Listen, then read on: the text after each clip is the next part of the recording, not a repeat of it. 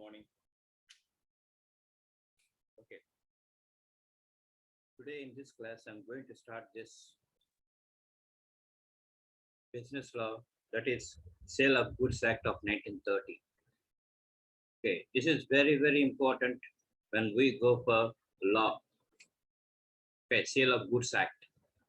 We are having so many acts like Consumer Protection Act, Sale of Goods Act. Okay, next Partnership Act of 1932 and Companies Act of 1956. Like that, we are having so many acts in this business law.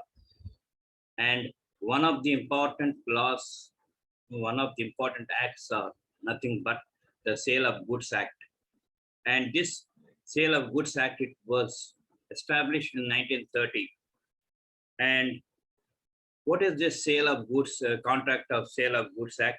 All these things. The Sale of Goods Act 1930 deals with the law relating to the sale of goods in India.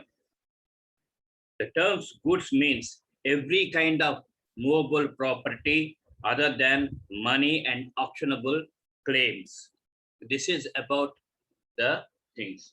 When you take into account the goods, whatever it may be the movable goods, we have to take into account that thing. And we should not take into account the money or the auctionable claims. And one more thing also you have to take note down here. You should not consider into account, or you should not take into account the immovable property, like buildings, plant and machinery. All these things are nothing but the immovable properties. So you should not touch this immovable property. You have to take into account goods which are of movable nature, which are of movable in nature. And when you come across property, yeah, transfer of property, like that, you will come across the words. So there, when you come across property, means the goods only. Okay. And there is a lot of difference between goods and assets. One thing you have to note down over here is there is a lot of difference between goods and assets. Assets are those things which will help or which will assist in running the business. Okay, they are the properties, they are the immovable properties which will stay with the trader or which will stay with the businessman. Goods or otherwise the movable property which goes from one person to another person. And for a businessman who is dealing with some items, okay, for example, I'm telling you, for example, if you take a furniture businessman who deals with furniture, whatever it may be the furniture, whether it may be stools, chairs, tables, whatever it may be, he will treat them as goods only, but he won't treat them as assets because they must be sold. They must be sold to the other persons. When you take into account the fan, okay, the almirah, all these things, he will say that they are nothing but the assets because his intention is not to sell those things. Goods are those, okay, goods are those things which are capable of moving from one person to another person. Those are nothing but the goods. Whereas assets are the properties which will stay with the person, businessman, and which will assist the businessman in conducting the business, in conducting his business. Like this, you will come across the differentiation between goods and assets. Okay. A contract of sale of goods is a contract whereby the seller transfers or agrees to transfer the property and goods to the buyer for a price. Okay. So what is this contract of sale of goods? Contract of sale of goods is nothing but a seller, he will agree to transfer or transfer the goods or agree to transfer the goods to the buyer for a price. This is about the contract of sale of goods. Okay. Contract of sale of goods is a generic word and includes both sale and agreement to sell. It is a generic word which includes sale as well as agreement to sell. These two things you must come to know about the differentiation between this sale and agreement to sell in the coming periods. Okay. In a contract of sale, the property and goods is transferred from seller to the buyer is known as sale. Okay. The transfer of property from the seller, that is from one person to another person, from seller to buyer, the goods will go. That is the ownership. The ownership will pass from the seller to the buyer. That is nothing but contract of sale, and we can call that simply as sales.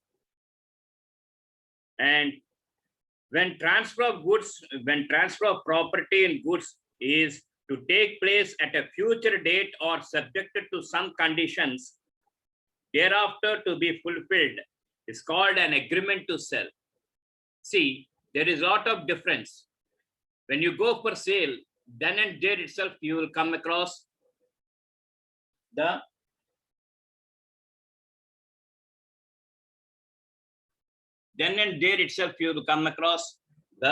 sale. But agreement to sell in a future date, you will come across this sale. That is nothing but agreement to sell. Sale means right on that moment, the transfer of property and goods will go from one person, that is from seller to buyer. That is sale. And in future date, whatever it may be, the transfer of property and goods is going to happen. Okay, that is nothing but agreement to sell. When you go for agreement to sell, you will come across some conditions. And those conditions are to be satisfied. Then only you will come across this agreement to sell. Otherwise, you won't come across any agreement to sell. An agreement to sell becomes a sale when the time lapses or conditions subject to the property and goods is to be fulfilled. So, agreement to sell, it will become a sale. When it will become sale? When the time lapses, when the time comes, okay, then only it will become the sale. Otherwise, it won't become a sale. Or whatever it may be, the condition that we come across, okay, that must be fulfilled. Then only the agreement to sell will become the sale of the goods. In a contract of sale, transfer of property and goods is per price. It is a linchpin. It is the linchpin. That is nothing but we have to give stress for that.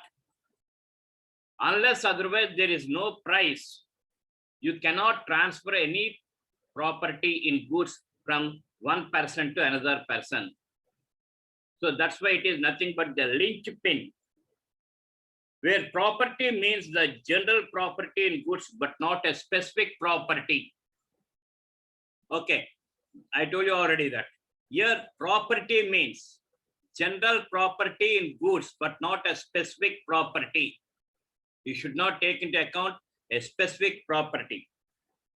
Now, what are the essentials that we'll come across when we go for a contract of sale? The following are some of the essentials that we come across. What are the essentials? There must be two parties.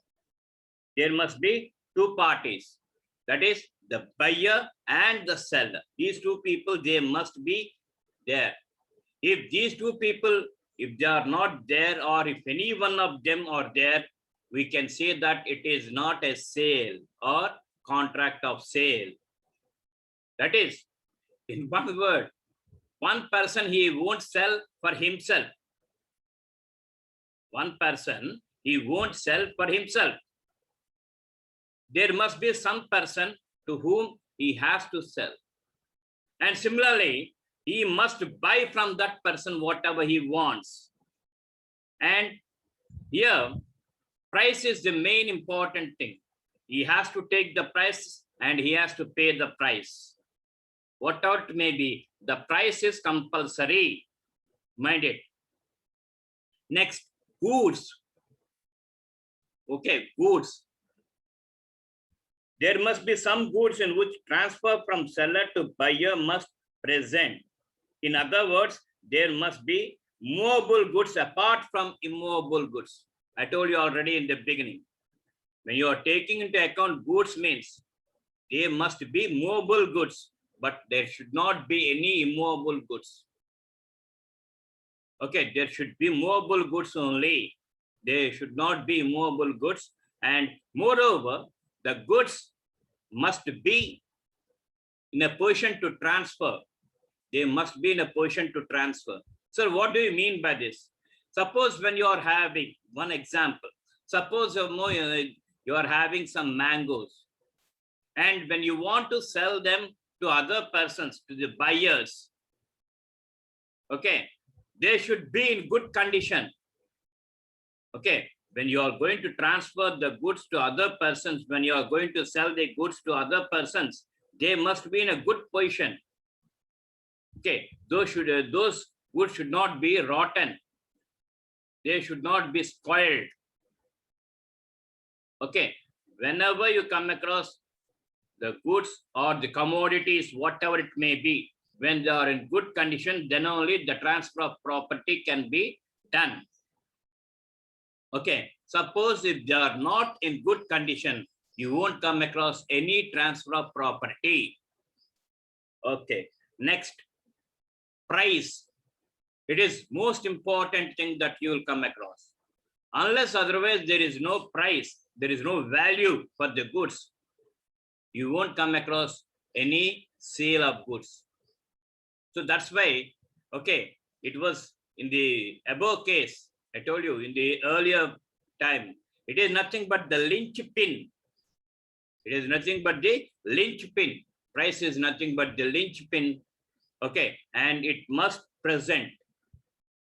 It must present. Suppose if there is no price at all, okay, there is no necessity for us to go for transfer of assets, transfer of properties, not assets, transfer of properties in goods. You won't come across sale or agreement to sell anything. Next, transfer of ownership. Just now I told you, transfer of ownership. That is, when a person, when he is having some ownership on some movable goods, movable commodities. Okay, and when another person, when he wants to take that ownership, this person who is having the ownership, he must have that idea. I want to transfer, I want to give this ownership of the commodities to another person. Then only you will come across sale. Otherwise, you won't come across any sale. Next, a void contract. What is this? A void contract. All the essential elements of a contract of sale must be there. Suppose if any one of is absent, if any one is not there, then you won't come across a contract. That's why we have to take into account every essentials. That is, there must be two parties, there must be goods, there must be price, and people, they must have the idea of transfer of ownership. All these essential elements must be there. Then only it will become a contract sale. Suppose if any one of them, if they are missing, then automatically they will become a void contract, or it will become a void contract. People, they must keep this. All the essential elements must present in the contract of sale. No particular form is necessary to constitute a contract of sale. That is, okay, there is no prescribed form. In any way you can. It may provide immediate delivery of goods or immediate payment of price, or both. Immediate delivery of goods or immediate payment of price, or both. Like this, you will come across. Suppose if these essential elements are not there, or if any one of them is not there, then it is said to be a void contract. Now we are going for the differences between sale and agreement to sell.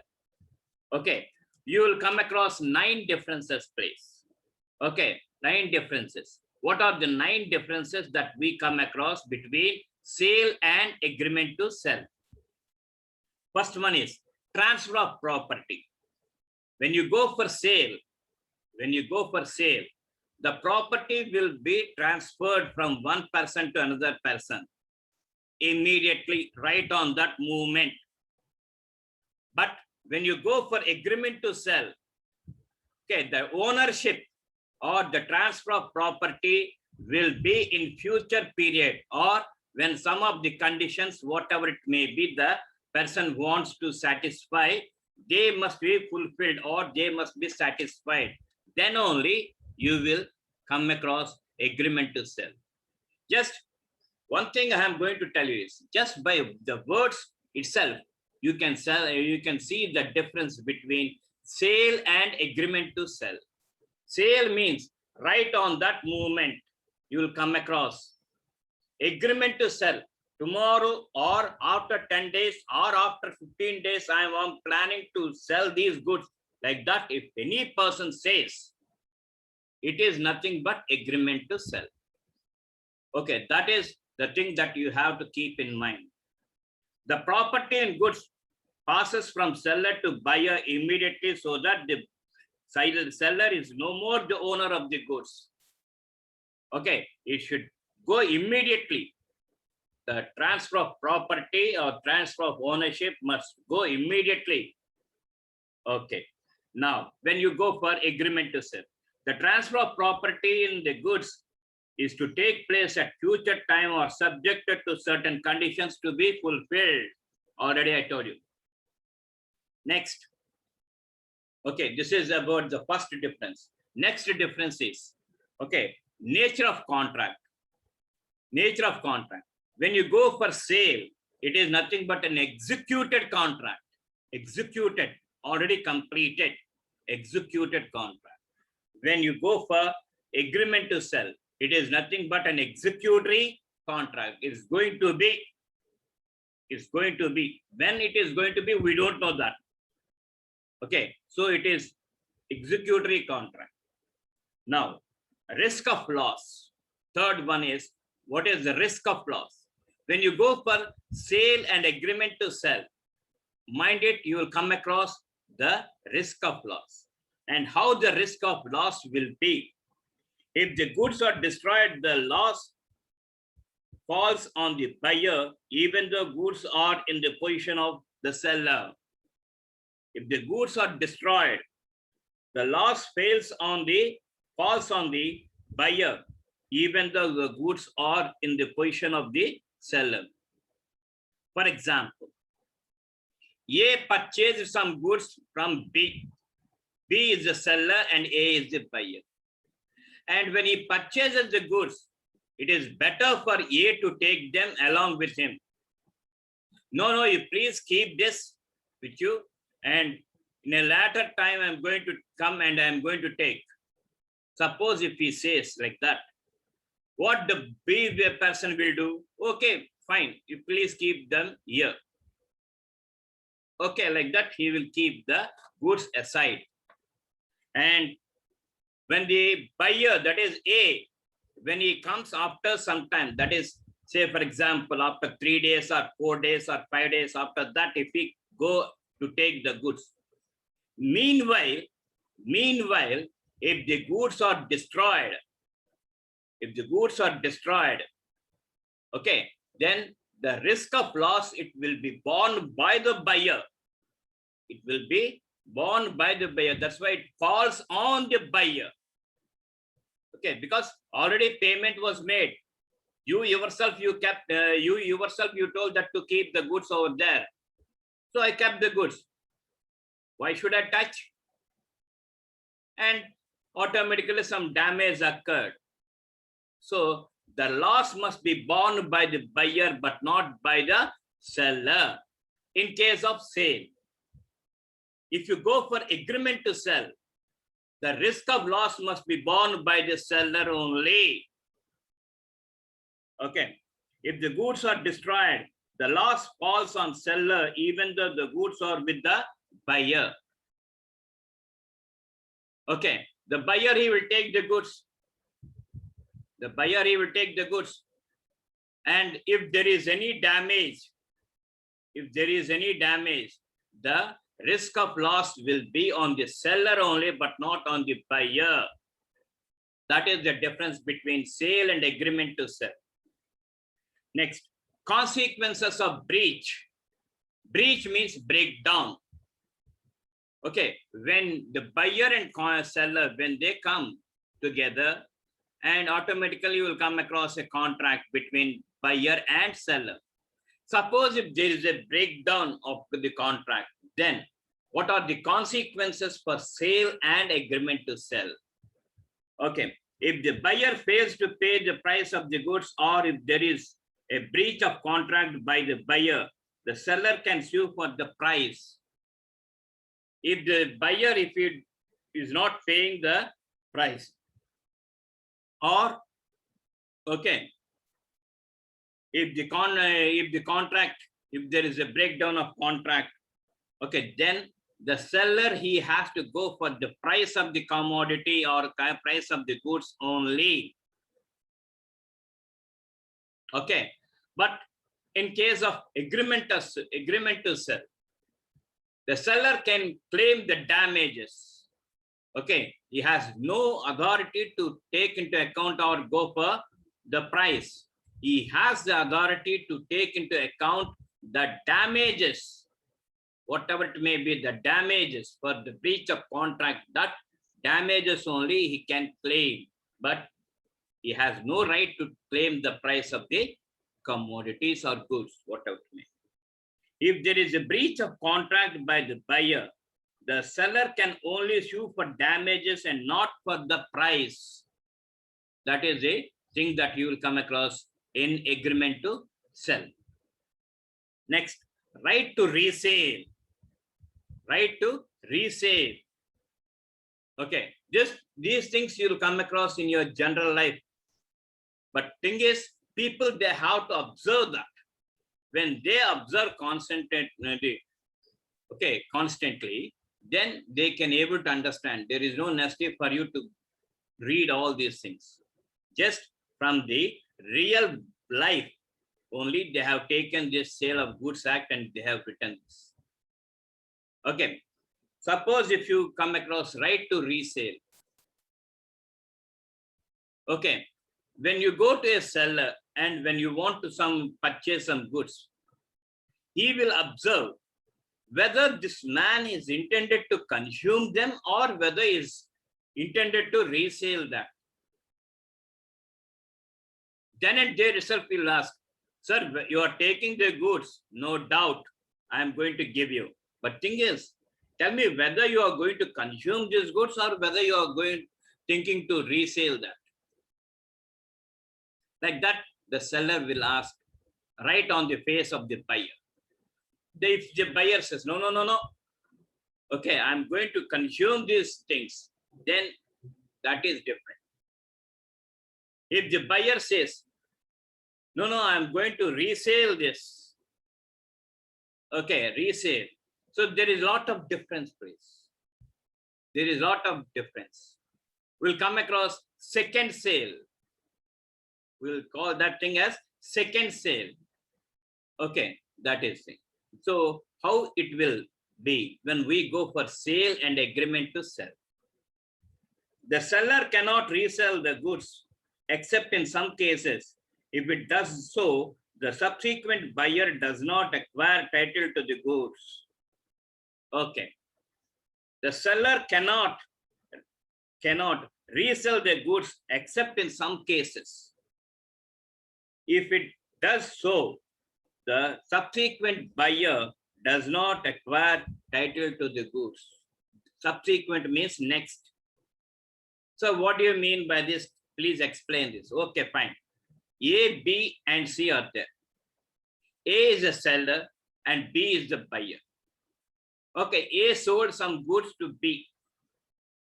Okay, A sold some goods to B, but B want to keep them and he want to take after some time. Okay, after some time. Then A has no right to resell them to C. So in certain cases, only he can resell. In most of the cases, he should not sell. Suppose if he sell and C will not get a good title. So what do you mean by this? What do you mean by this? The meaning is B may come and take the goods at any time. B may come and take the goods at any time because already the sale and it is nothing but the resale. Okay, so the subsequent buyer, he won't get any good title on the goods. This is in case of sale. Now we have to take into account the agreement to sell.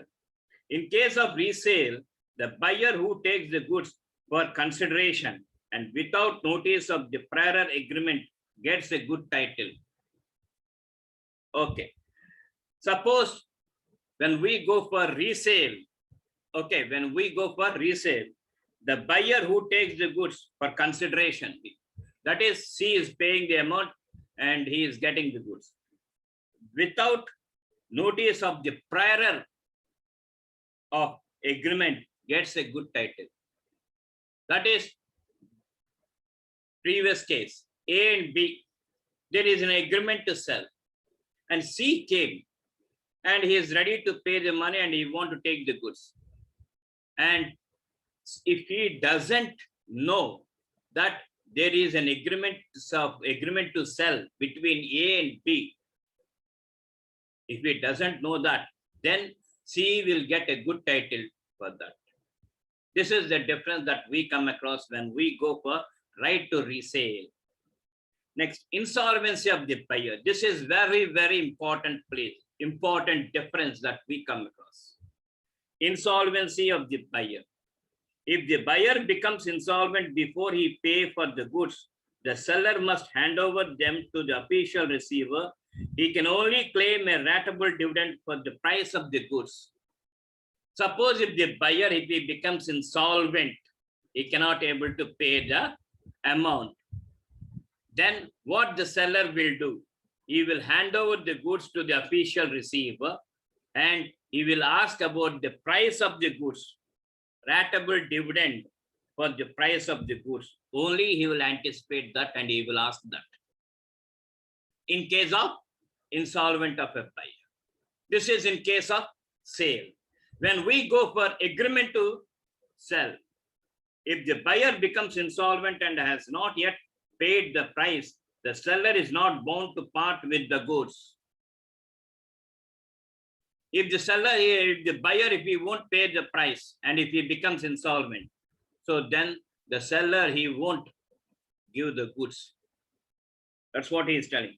He is not bound to part with the goods. He won't give the goods because he cannot be in a position to pay the amount. Then why should I give the commodities?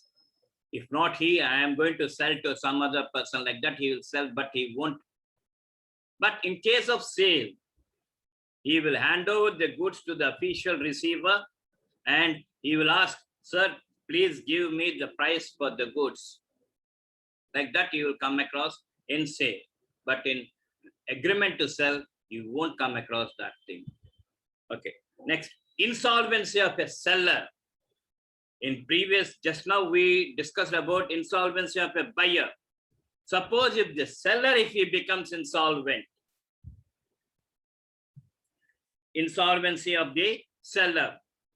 If seller becomes insolvent, the buyer can recover the goods from the official receiver. In case of sale, the buyer, he will get the goods from the official receiver because already payment was made. The price was made. Okay, the price was paid to the seller. So he will come and he will take the goods from the official receiver in case of sale. But when we go for agreement to sell, if the seller has become insolvent, he can claim a ratable dividend and not goods. The buyer. See, we have agreed into a contract that he is going to sell the goods to me, and I'm ready to pay the consideration for him. Okay, but he is telling, you are telling that he became insolvent. He became insolvent. So in that case, okay, I don't want the goods. I don't want the goods. I paid the money. You please refund the amount. Whatever may be the payment that I made, please refund the amount. I don't want to take the goods. Like that, you will see in agreement to sell. But when we go for sale, the buyer, he will take the goods from the official receiver. Okay, when the seller, when he becomes insolvent. Next, creation. What it will create? The sale, it will create just in rem against the goods. The sale will create just in rem. When you go for agreement to sell, it will take into account, it will demand just in personam. There is a lot of difference between just in rem and just in personam. Just in rem means against to the goods. Just in personam means against the person.